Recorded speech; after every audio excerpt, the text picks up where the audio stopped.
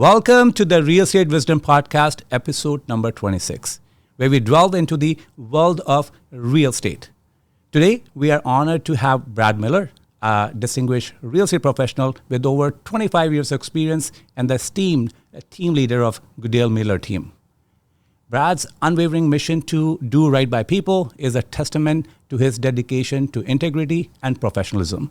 His exceptional leadership has led the number one Century 21 team globally for many years.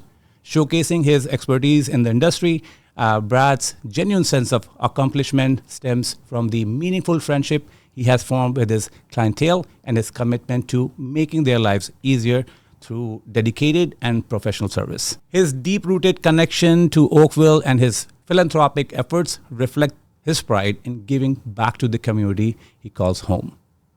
Brad is a friend of friends, and I am honored to have him over here. Welcome, Brad. Yeah, thanks for having me. Appreciate it. Thanks for coming, and it's a family day, and you're spending time with me over Classic real estate, right? Classic real estate. Working on what's supposed to be holidays. Yeah, that's right. Well, I know you're a busy man. I'm not going to take a lot of time, and let's dive into the questions which I have for you. Fire away. All right. So, Brad, I know you know South Oakville very well. You're born and brought up over here. Can you give us like an overview of the South Oakville luxury market and its evolution over the past few years?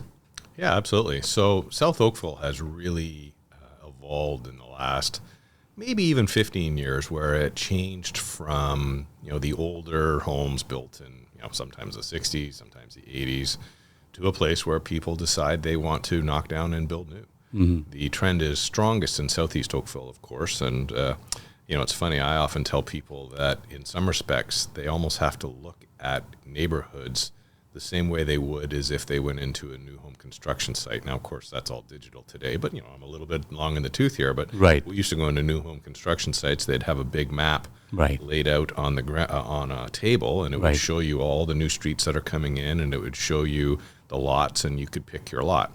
Well, a lot of those would be identified with a red sticker or a green sticker, right? All the red ones are sold. Yeah. And if you actually take a bird's eye view of South Oakville and start looking at it that way, you realize pretty quickly that we are really quite a ways along in transitioning into knocking down houses and building new houses.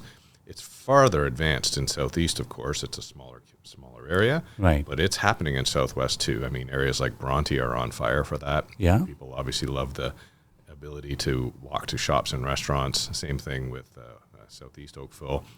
The walking to downtown Oakville was the proverbial goose that laid the golden egg for many, many years. Right. I expect that trend to continue, and I think that the increase in value of land is really the driving force between what is driving our market values up. No, absolutely right. I remember even 12 years ago, the Bridge Road, for example, that was not the same as what we see the Bridge Road today. I'm constantly amazed sometimes with the streets that go first. Yeah. When I look at Bridge Road, I think, well, that's a bit of a feeder street into a community. And there's tons of houses on streets that are a little bit quieter than Bridge Road. Right. Yet, no, Bridge Road is, probably 40% turned over at this point with new construction. Mm-hmm. No, that's, it's amazing, how things change, but also knowing over the years, because demographics change, people getting retired or going to, long-term care, and those houses, now they're selling, and the builder's knocking on their door, better than anybody else, and it's the change happening just like in any area or neighborhood. It happens over the years. Yeah. But a demand for South Oakville has always been high. Yeah, and it's not changing. And it's not changing. No. And we may have a little bit of blips along the way. Right. But if you ask me, where do I think real estate's going to be in Oakville, 5 years, 10 years, 15 years, 20 years from now, I'm actually extremely bullish on it. Yeah. I mean, the description that I like to use to sort of oversimplify things is, starting on a broader scope, is Canada getting more or less desirable around the world as a destination for people to buy real estate? And the answer is more. Right. And then you say, okay, well, what about the GTA, the economic engine that drives Canada? Well, the answer again is more. If you look at the plan for Toronto in the next 20 years, the population is going to grow exponentially. For sure. Well, then you've got this little bedroom community called Oakville, not too far from Toronto. I mean, I remember one time I went up in one of the condo buildings at 111 Forsyth, and it was a property that overlooked, the marina, like the river, the marina, out to the lake, the treed canopy of downtown Oakville, and the beautiful little heritage style, restaurants and shops. And then you just raise your eyes just a little bit, and there's, the CN Tower and Toronto and Bay Street, and you realize, like, you know what, this is this sleepy little hollow. Right. That's just a hop, skip, and a jump to the economic engine. Yeah. And it's pretty special. Like, it's scenic, it's special. And so, again, is that going to get more desirable or less? And the answer is more. Oh, for sure. So, just simple factor of demand, our real estate values will continue to increase. I have no doubt about it. Well, I know, like you said it, the price and demand is always the driving factor towards South Oakville. A lot of people have a desire to live in South Oakville, but the price, again, that's where the consideration come in. And people sometimes wonder, like, why it's so expensive over here. Even in North Oakville, I work in North Oakville, and the houses you look into, there's no space between houses. Yeah. Lot size are smaller, and they even going on like a 2.5 to above 3 million, even 4 million now. Yeah. Well, it's all part of Oakville, right? And obviously there's differences in terms of lot sizes and whatnot, but it's all Oakville. It's, I mean, for the most part, if you're in the middle of Oakville, which ironically is where we've always located our office. I don't know if you've ever figured that out. Right? That was a Bill Miller plan, just to be in the center of Oakville. We're realtors. We got to go in all different directions. Exactly. But I mean, other than increasing traffic, generally you're 5 to 8 minutes to any corner of Oakville, right? Well, that's right. That's the beauty about Oakville, and we are the only town where we have the express go from here to Toronto as well. So people who commuting, it's convenient for them as well. South Oakville is more desirable as well because you have the highway right there. You can take an exit right there. If you want to go Niagara, same thing, like, easy. And even though we talk about that as it relates to our workplace, what's kind of interesting to me, and I thought about it as I returned from a holiday recently, is sometimes we take it for granted how lucky we are to live so close to the Toronto International Airport, right? For sure. You sometimes talk to people that are on the plane and you go, oh, well, where are you going? And they're getting off the plane and they're getting on another plane, or they're getting off the plane and they're driving for 4 or 5 or 6 hours, right? Yes. We're home in, 20 minutes or so, depending on traffic, and of course maybe another 45 when you wait for your luggage. Yeah, for sure. It takes longer to wait for luggage than to get home. Well, leading to my next question, considering the average sales price in Oakville decreased by 4% from 2022 to 2023, how has this trend specifically impacted the luxury segment in South Oakville? Good question. So what I've always found in the luxury market is it's a little bit slower to respond to changes in the overall market. Mm-hmm. Part and parcel of that is even driven by advice from us. It's like we don't want to make knee-jerk reactions. Right.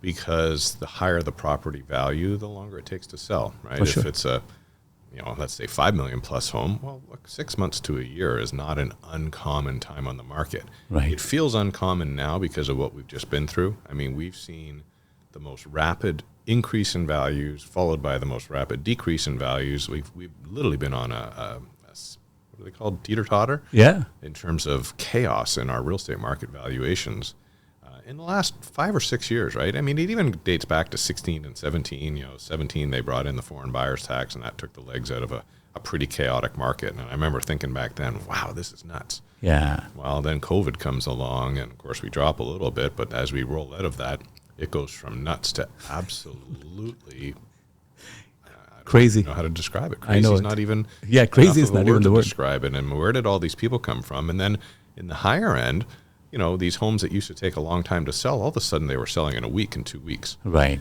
And so of course now interest rates come along and they get jacked up to where they are now, and that really impacts affordability, as we know. Yeah. We were discussing earlier that interest rates of call them 5 and 6%, let's say. We haven't seen those interest rates for 20 years. Mm-hmm. But 20 years ago, the property values were, 3 to 4 times less than what they are today, right? So when you start talking about 6% interest rate on a $2 or $3 million mortgage, that's a big annual nut to carry, for sure. right? So, here we are with these rapid changing prices. Yeah.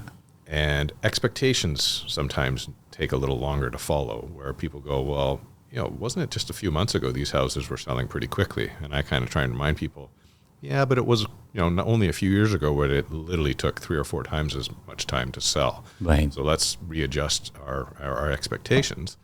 However, all that being said, if we went through the Q3 and Q4 of 2023, what we found in the luxury market was that we actually had a pretty good start to the year. Right. And it looked pretty optimistic.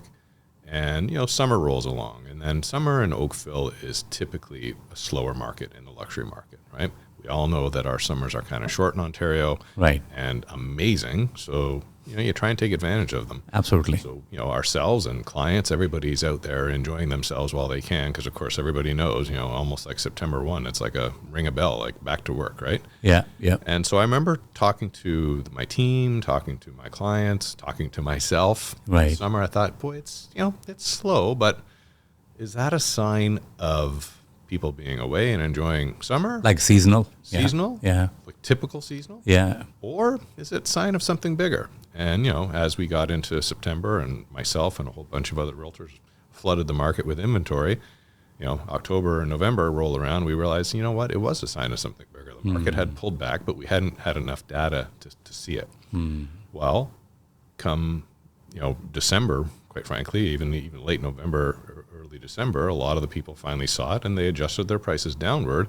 December ended up being a good year, a good month. Oh, for sure. And then January, arguably one of the best Januaries I've ever seen in 27 years. Wow. And particularly at the high end, we started unloading a lot of high-end properties. Now, the interesting thing is the first ones to go were premium properties. Anything that was nearly new or obviously A-plus location. And interestingly enough, as we came out of other cycles, like, for example, when we had global economic meltdown, 07, 08 in the U.S. and Canada kind of, their toe in it a little bit. And then we found out, hey, it turns out we have amazing banking and we have an amazing real estate market. That's right. And we kind of jumped out of it real quick.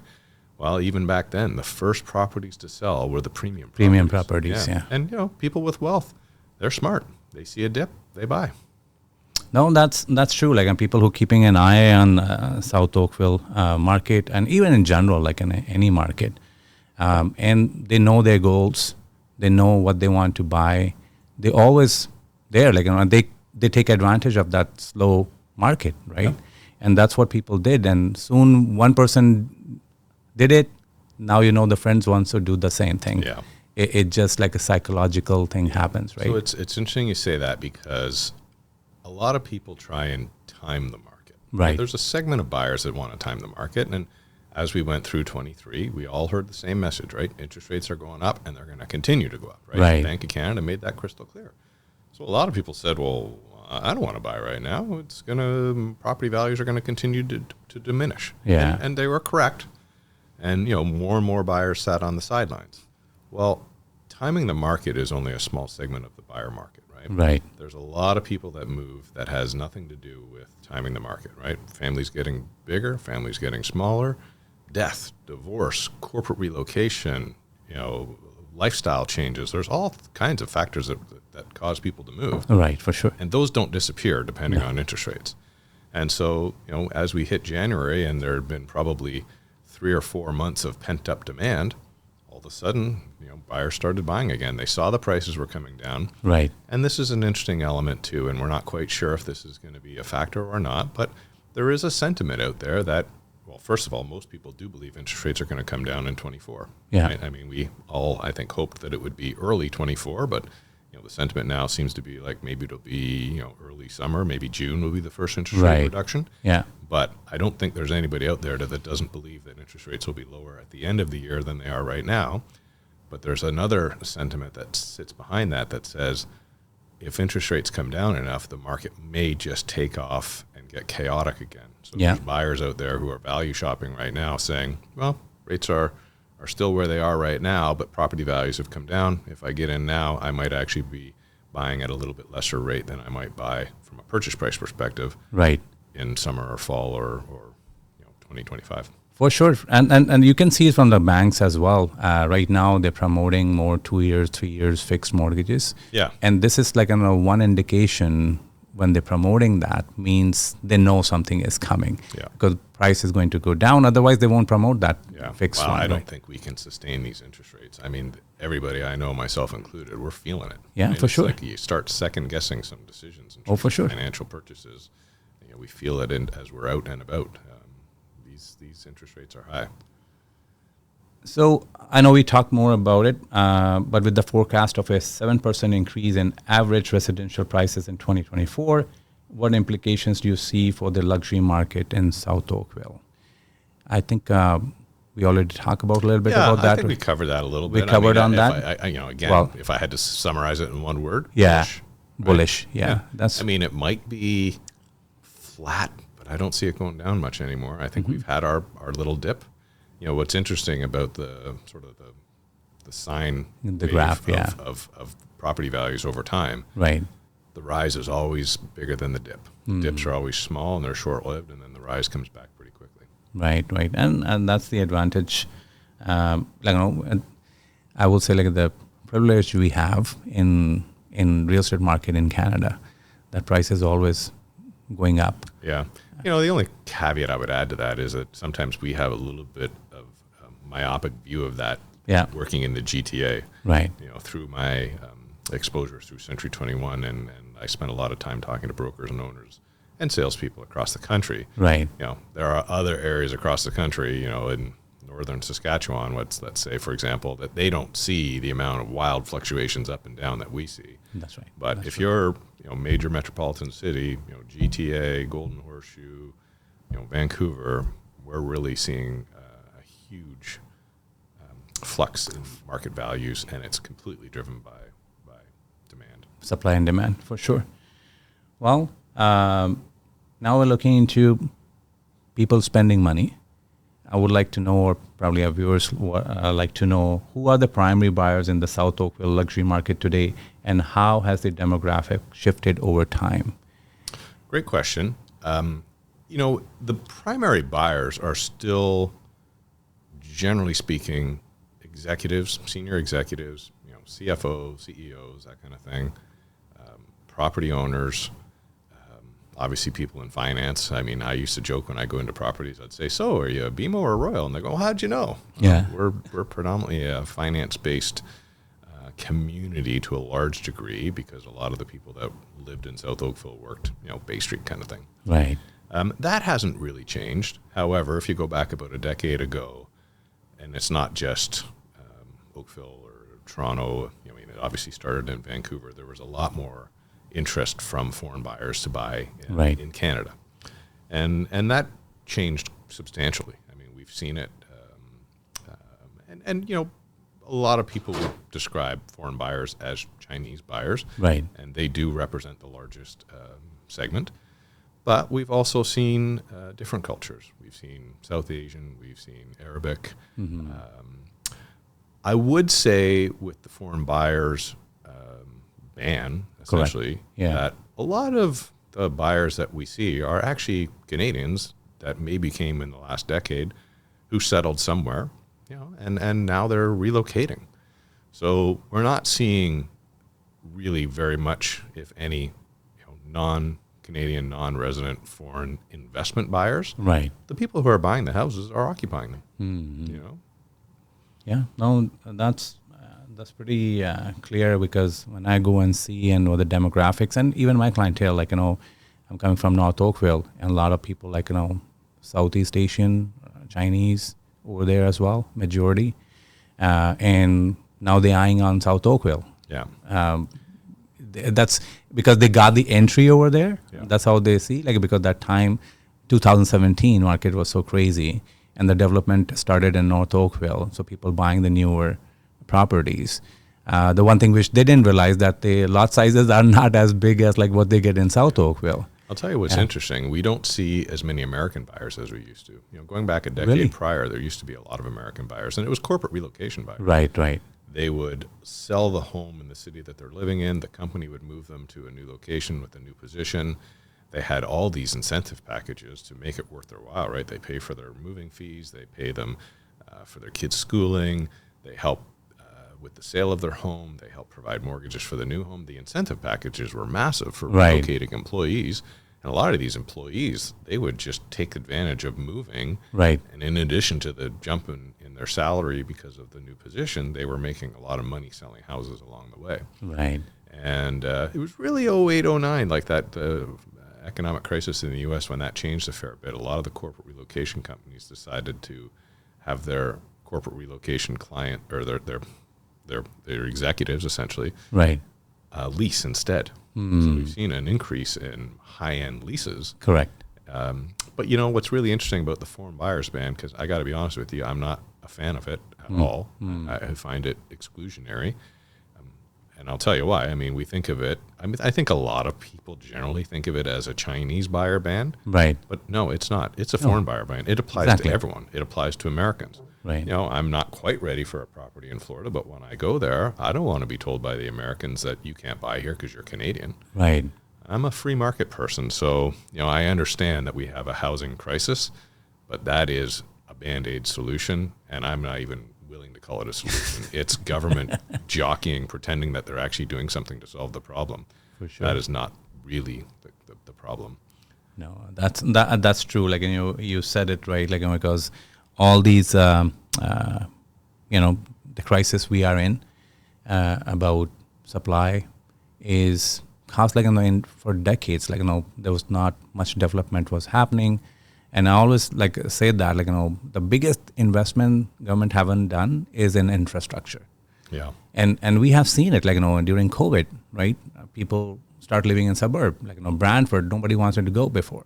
Yeah, Niagara, all those suburbs, they bloomed, right? Yeah. 20 to 27% increase happened. What's interesting is that historically people have settled in cities. Yeah. That's where jobs were. Right. If by virtue of the ability to work remotely, I mean, it has caught on, right. But if it continues to catch on, I actually think we might see a paradigm shift in the way young people think. Yeah. I'm never going to be able to afford a home in the GTA or, say, the Golden Horseshoe. Right. And smaller towns and suburbs and cities that are a little bit further away might become destinations. Yeah. Hey, go there, buy a home for $300,000 or $400,000, kind of like our parents were able to do. Right. And, set up shop there. A less busy life, but you're still working for, a corporation that pays really well, and you're doing it remotely. That might be the answer. Yeah. I was in the spread board. out.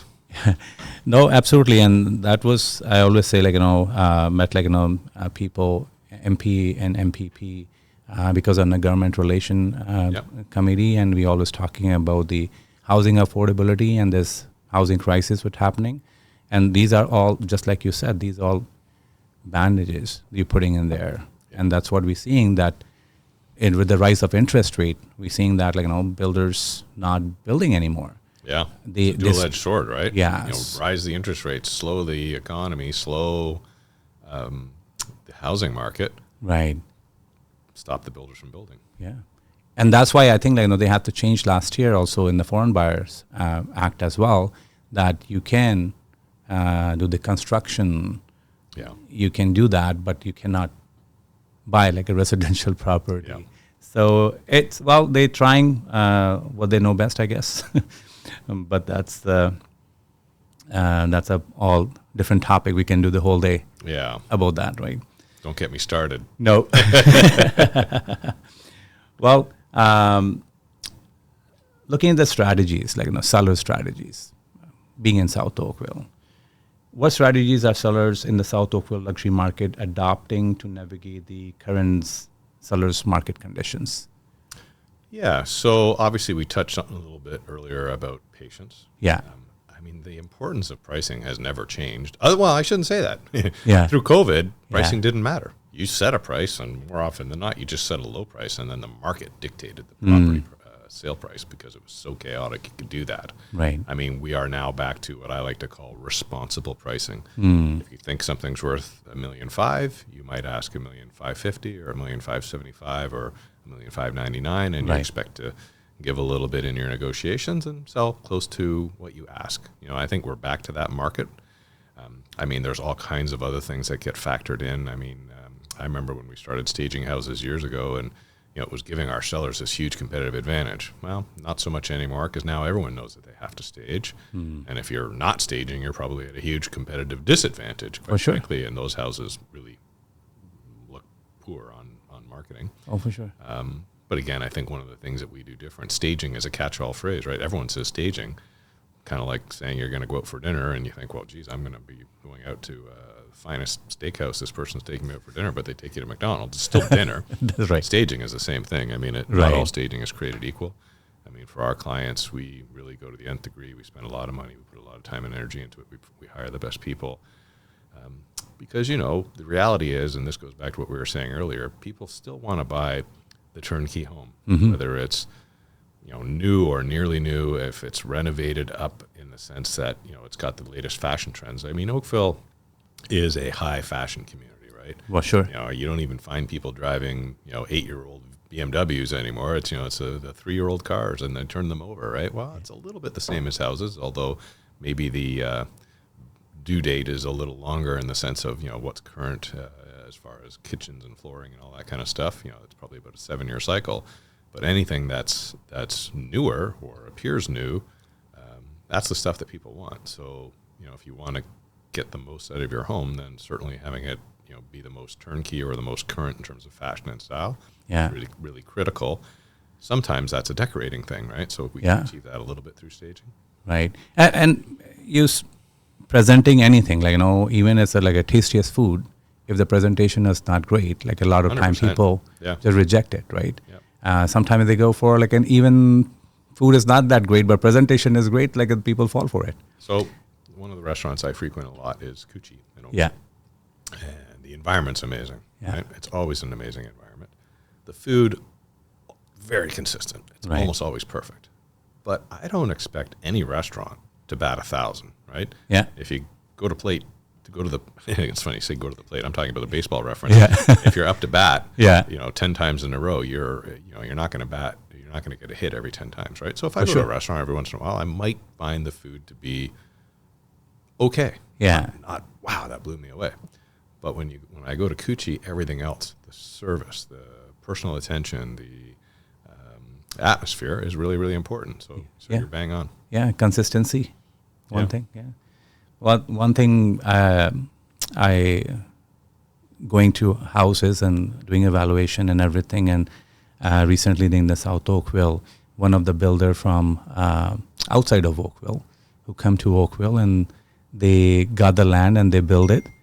And when we looked into the detailing part, in my opinion, they didn't understood the Oakville. The buyer. They didn't understand the buyer, what kind of buyer is coming in. Yeah.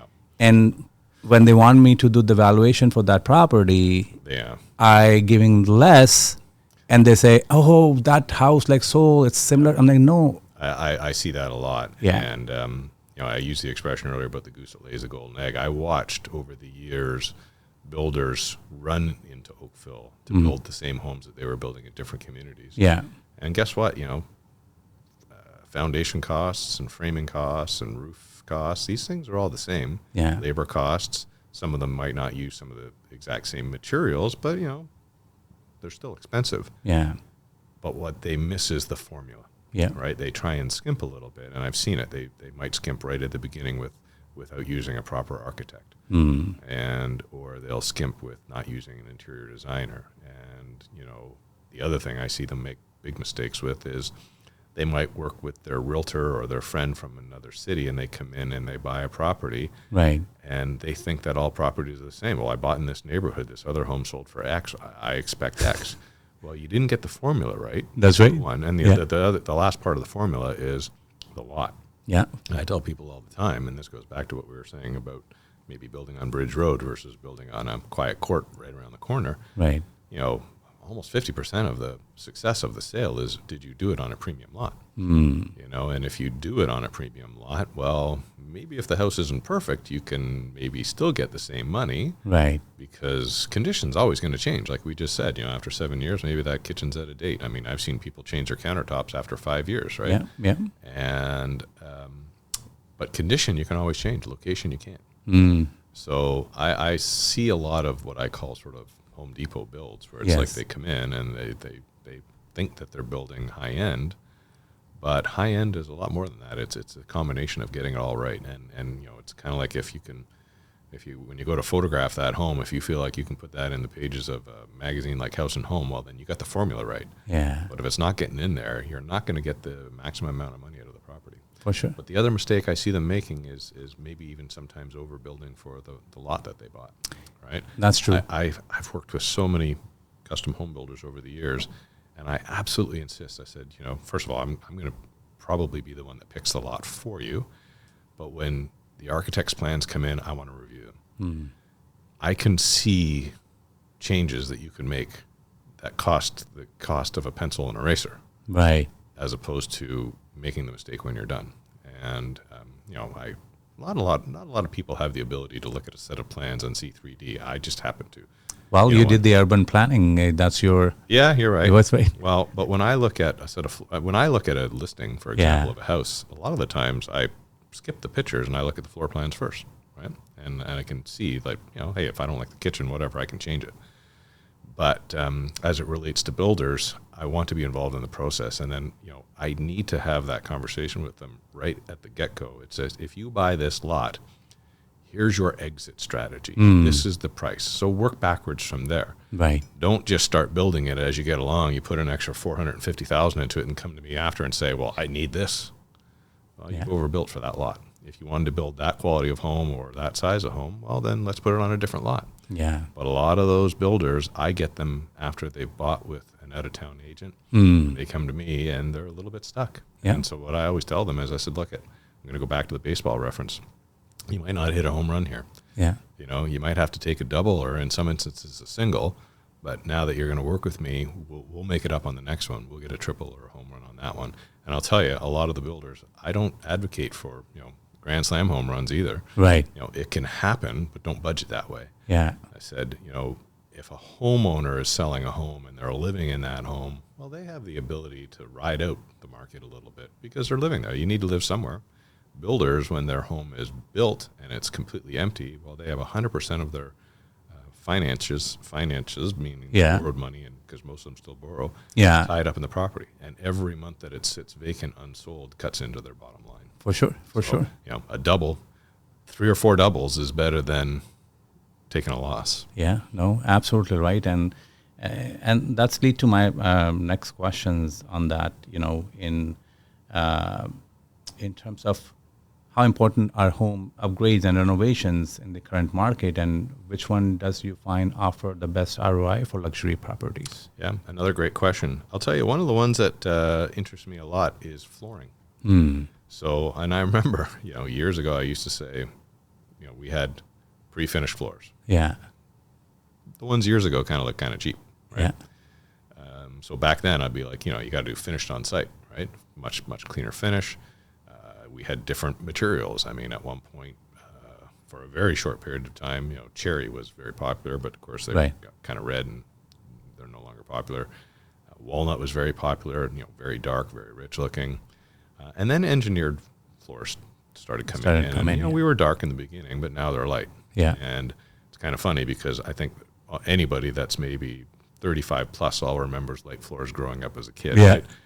They all went honey yellow, right? Like they just were full of varnish. And, that's right. And they just didn't look good. But here we are right back to light floors, but we're now have the ability to have light floors and wide planks, and they're perfect. Yes. I mean, you put these engineered floors in, and they're literally perfect, and they're perfect 5-6 years later, too. Yeah. And so it's funny, when you go into a home that might be 15 years old and it has the older style hardwoods, sometimes you can just swap out the hardwood and it completely upgrades the home. Right. That said, that's obviously one of the more difficult ones to do, right? You got to get all the furniture out, change the hardwoods. Right. But that's a pretty significant one.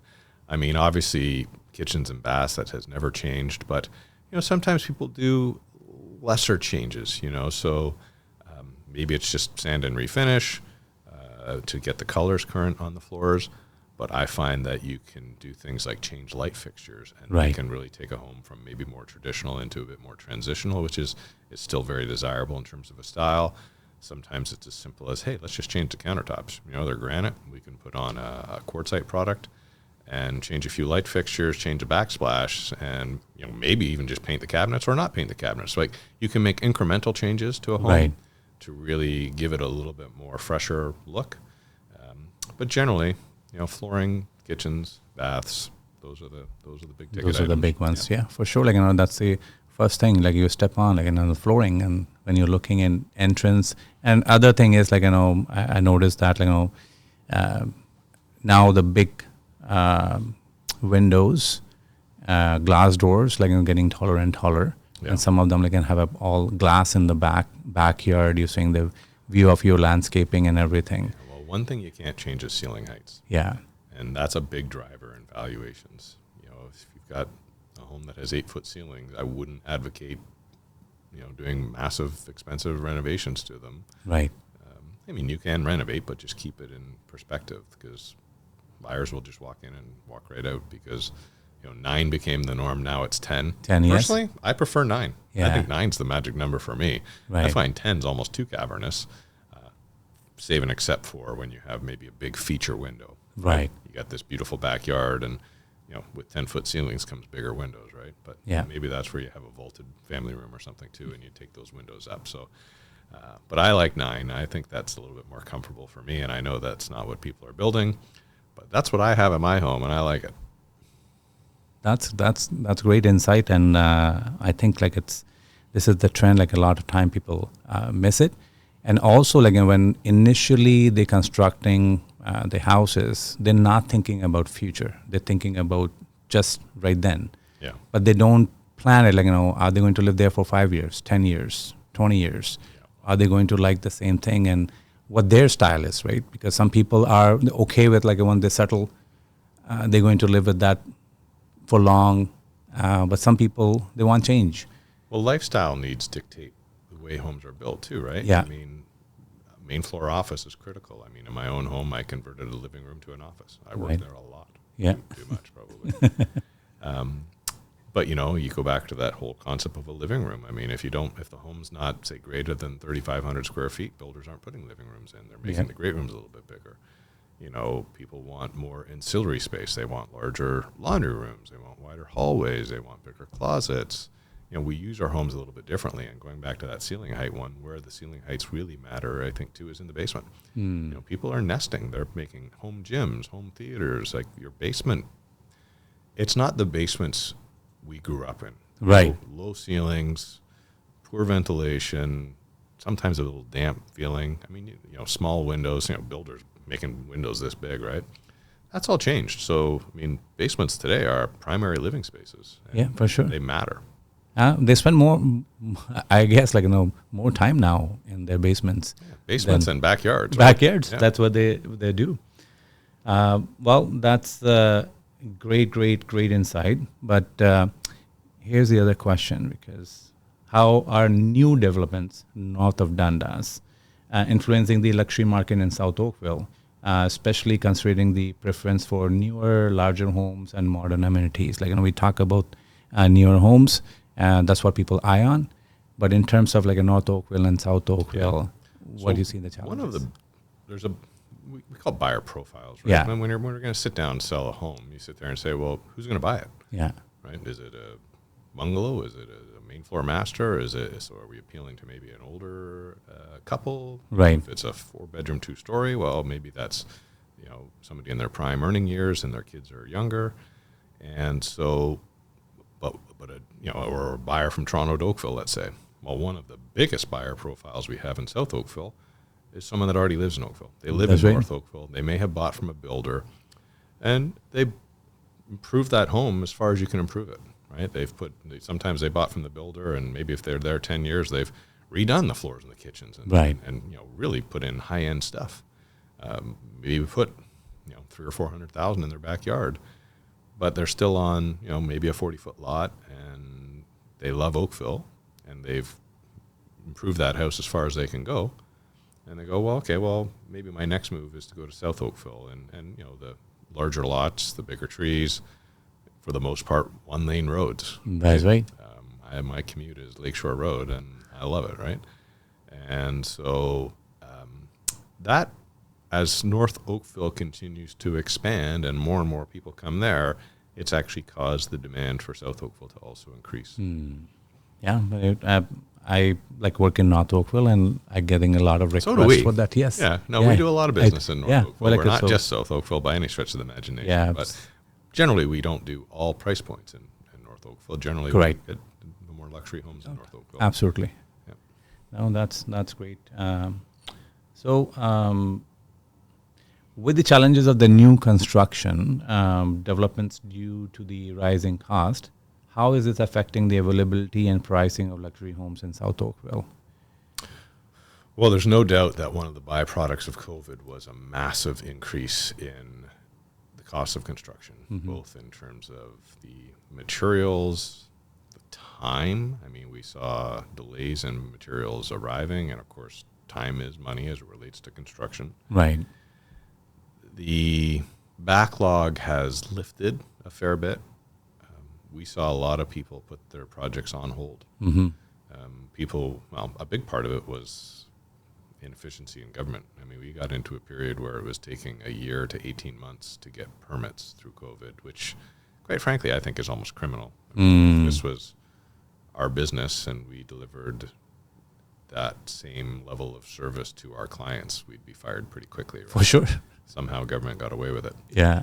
But the problem is that owners of land sat there on that property and they financed it and they carried it. And a lot of people that build homes, they build them with the intent that, hey, I want to live there with my kids. And people were looking at it going, well, it's going to take me this long to get a permit. It's going to take me now maybe 1.5 to 2 years to build. I'm going to be 3 or 4 years. Like, my kids are gone. Yeah. And so people turned over their lots. And for the first time in a long time, lots weren't all selling in multiple offers. We actually saw a drop in land value, and people could buy land again without having to buy it that day, that night. I mean, I would counsel most of my lot buyers, if you're working with me to buy a lot, you have to have your money in place immediately. You can't say, hey, I need a condition on finance. Yeah. You should have your architect in place. You should have your builder in place. You got to have your team, right? Right. I'll get the land. I can tell you what you can do with it. But, you know, if you want to talk to your builder, you want to talk to your architect, you need to have them ready, because when I call you, you got to drop what you're doing. You got to come and see it right now. Yeah. Because land, for a long period of time, if it was a premium lot, if it went on for 2 or 3 days, you were now competing. Yeah. Even then, if I could get you in there on day one, you might still be competing. Yeah. A lot of the competitive advantage that we provided a lot of our buyers was that we knew about the land before it came to market. Correct. So sometimes we still had to allow the property to come to market, but they had done their due diligence homework in advance. And so, you know, all that changed. You know, land values got softer. People weren't building. It's coming back now, though. You know, people are comfortable with the new normal, right? Anytime we have a shift, right? Yeah. And so, you know, the last few years, it was global economic crisis. That's a shift. And then we had, you know, the influx of foreign buyers. That's a shift. And then we had foreign buyers ban. That's a shift. You know, and then we had COVID, rapid interest rate hikes. Those are all shifts in the market. They're ancillary forces affecting our marketplace. Right. There's always a period of adjustment. Maybe it's 3 months, maybe it's 5 months, maybe it's 6 months. But then it becomes the new norm, and people get used to it, and they adjust, and then they just fall back into the same habits of buying and selling real estate. They might be shocked and stop doing it for a period while that's all happening. But eventually, like I said, people have to get back to buying and selling real estate for the reasons that people buy and sell real estate that have nothing to do with money. Yeah, the saying is like, no, don't wait to buy a real estate. Buy a real estate and then wait. Yeah, Right. big time. Big time. Well, future outlook we're talking about. So what is your forecast for the South Oakville luxury market in the next 5 years, especially in light of challenging dynamics such as interest rate and inventory levels? And how do you see the impact of technological advancements and sustainability trends shaping the future of luxury real estate market in South Oakville? First answer, Yes. bullish. Yes. And I am not a bright-eyed optimist. I don't just sit there and say it's always going to be good. Yeah. There's going to be times where it's softer. But as we condense, smaller lots, smaller units, smaller condos, that's all fine and dandy for those that can afford that. That's what they buy. Right.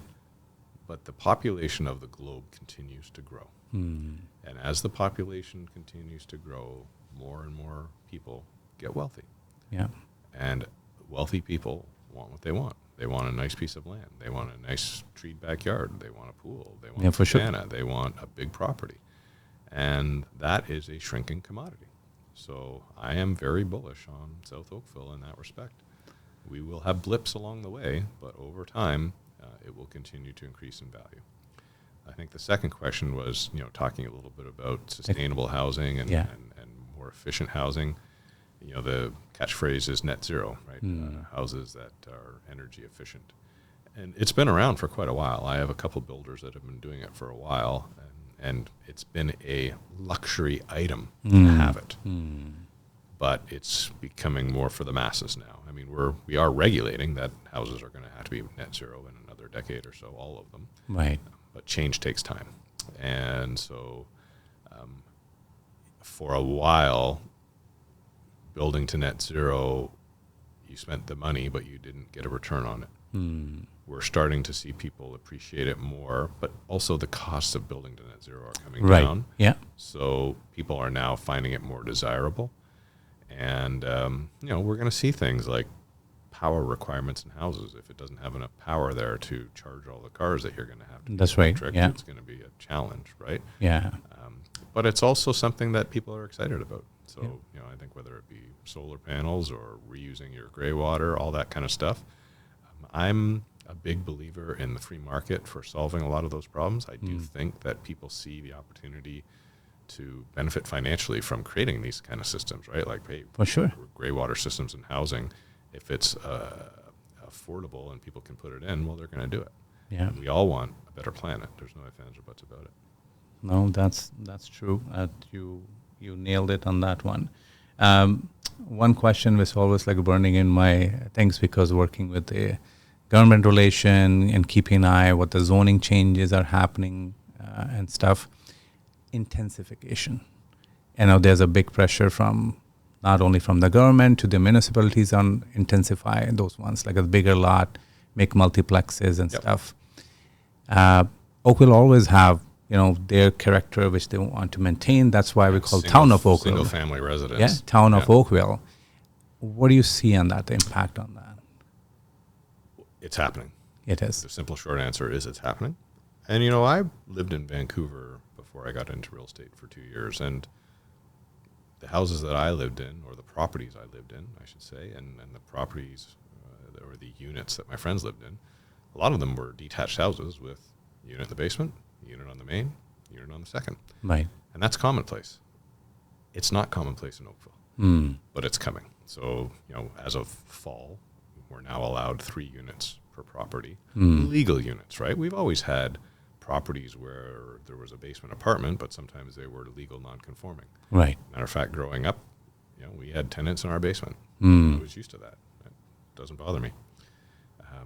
But that's not the way we've typically lived, particularly in South Oakville. Right. There will be a segment of buyers who see this as an opportunity. They'll look at older homes and they'll say, well, maybe if I'm going to rebuild, I'll rebuild it into a triplex. Right. And now they can do it. They may renovate to add multiple units.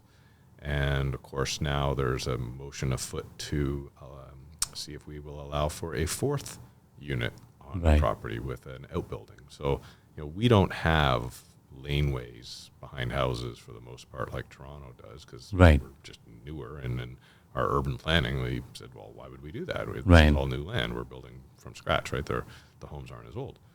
But the laneway housing thing in Toronto is real. And, what's very interesting to me is we're selling a new home development site for Fernbrook in Old Oakville. That's right, yeah. And the Old Oakville buyer profile, generally people who are looking for a really nice home, want to be close to town. Some of them, it's their downsizing home, which is kind of funny to say, Right. Because they're still 3,000 square foot homes.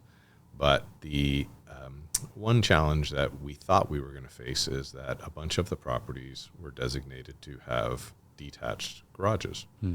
And we've seen in the past in Oakville that detached garages are undesirable, or maybe not undesirable, they're less desirable than attached. They've been harder to sell historically. Like we've got a bunch of properties like that in River Oaks, and they lagged behind in values to their houses nearby that had attached garages. Right. Well, lo and behold, we've sold a bunch of them already. And the buyers have come in and they said, well, I want to have that space for my adult child. They're going to make that their living space above the garage. Right. I should have mentioned that earlier. Some of these detached garages allow for coach houses, so they have the space above. Yeah. And so we're already seeing it. So I think we're in for a paradigm shift. And I'm actually okay with it. I don't think it's a bad thing. I think that's one of the key ways that we're going to solve the housing crisis is allow these properties to have more people living in them. Right. Those that want to keep it as a single-family residence will, and those that see the benefit will maybe add one unit, maybe two. That's a great way to add to the housing supply with the housing that we already have. Yeah, like definitely, like investors, I can see that, like they look eye on that, but also single-family home, like these days. Most of the people are investors. I was surprised to see the latest data in Canada, like more than 55% own more than one home. Yeah. Right? Well, as Canadians, right, we've always recognized that real estate is an amazing place to invest. Right. And hey, guess what? They were all right. Yeah, absolutely. Yeah. Absolutely. We're talking about the intensification and zoning and land availability. We talk about that like in the cover. We covered like a lot of great topic, and thanks to your insight, like years of experience, and I was like amazed. I learned a lot today just sitting with you regarding when you're buying a lot, now building the bigger houses, and how involved you are in the process, giving that insight to your clients that that will be the right fit or not, right? Well, what is a realtor really? I mean, a realtor, I think 85% of our value is our advice. Yes, for sure. And it's nice when we have clients that understand that and choose to accept it. And it's interesting because I've had a lot of people tell me, hey, you're the realtor. You tell me what to do. It's pretty rare. Yeah. But I've found that I use that same ideology when I'm out there, right? Like if I hire a contractor, I'm not a contractor. No. I shouldn't micromanage them. I hired them because I think they're a professional. I'm going to listen to their advice. Right? The same thing with my lawyer, my wealth manager. Like, hey, these people are really good at what they do. I mean, the key is to find the people that are really good at what they do. Exactly. Obviously, like all businesses or professions, there's a lot of people that aren't so good. Well, maybe those aren't the ones whose advice you should listen to. But for those that are good, take the advice. Well, thank you for your advice, and thank you for all the wisdom which you shared with us. And definitely, I'm pretty sure actually, like our listeners will enjoy that. And again, thank you for your precious time. My pleasure. Thank you. All the best. Well, thank you for watching, and keep watching us. But don't forget to follow, like, or comment on Spotify, Apple Podcast, and YouTube channel. We're here to provide the value to our clients by sharing the expert advice from industry professionals who really helping their client achieving their homeownership goals. So thank you for watching. Bye for now. Disclaimer: the information provided in this podcast is for informational purpose only and should not be considered as financial or investment advice. Consult with your professional before making any real estate decisions.